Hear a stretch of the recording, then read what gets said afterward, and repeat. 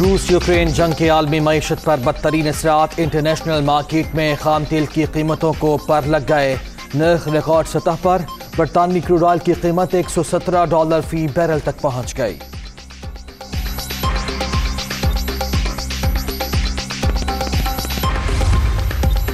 Opposition کا تحریک عدم اعتماد 2 روز میں لانے کا پلان، ہمارا انحصار انفرادی ارکان پر ہے، حکومت کی اتحادی جماعتوں پر نہیں، امپائر سے بھی سپورٹس نہیں لیں گے۔ مولانا فضل الرحمان کا نمبر گیم پوری ہونے کا دعویٰ۔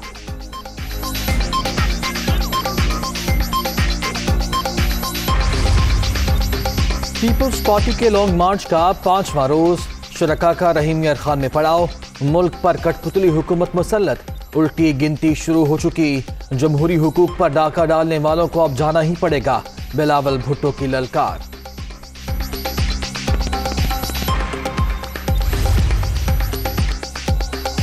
تحریک انصاف کا حقوق سندھ مارچ رواں دواں، شاہ محمود قریشی اور حلیم عادل شیخ کی قیادت میں شرکاء کا آج میرپور خاص سے بدین کا سفر، عمرکوٹ، تھرپارکر سمیت کئی شہروں میں استقبالیہ کیمپ قائم، بدین میں جلسے کی تیاریاں۔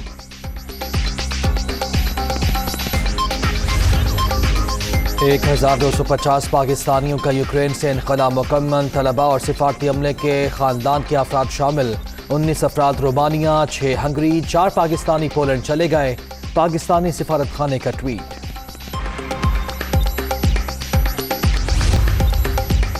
ورلڈ بینک کا روس اور بیلاروس میں اپنے تمام پروجیکٹس روکنے کا اعلان، یوکرین کے 1 ہفتے کے دوران روس کے 9000 فوجی مارنے کا دعویٰ، 7 روز میں دشمن کا منصوبہ ناکام بنا دیا، تاریخی مزاحمت پر فخر ہے، یوکرینی صدر۔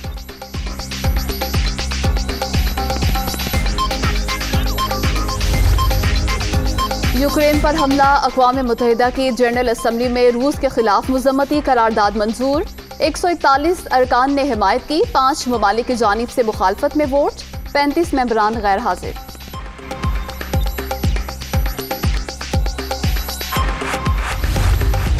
کورونا کی 5ویں لہر، مزید 19 افراد کی جان لے گئی، اب تک 30,237 اموات، 24 گھنٹے میں 768 نئے مریضوں کا اضافہ، 15,11,754 شہری متاثر، مثبت کیسز کی شرح 2.17% ریکارڈ۔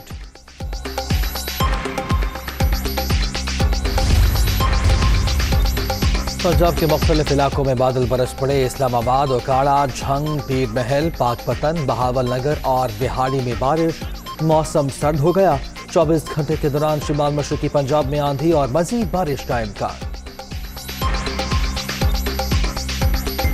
24 سال کا انتظار ختم، کل سے ہوگا ریڈ بال ایکشن، راولپنڈی میں میدان لگنے کو تیار، پاکستان اور آسٹریلیا پہلے ٹیسٹ میں آمنے سامنے ہوں گے، دونوں ٹیمیں اچھی کارکردگی دکھانے کے لیے پرعزم۔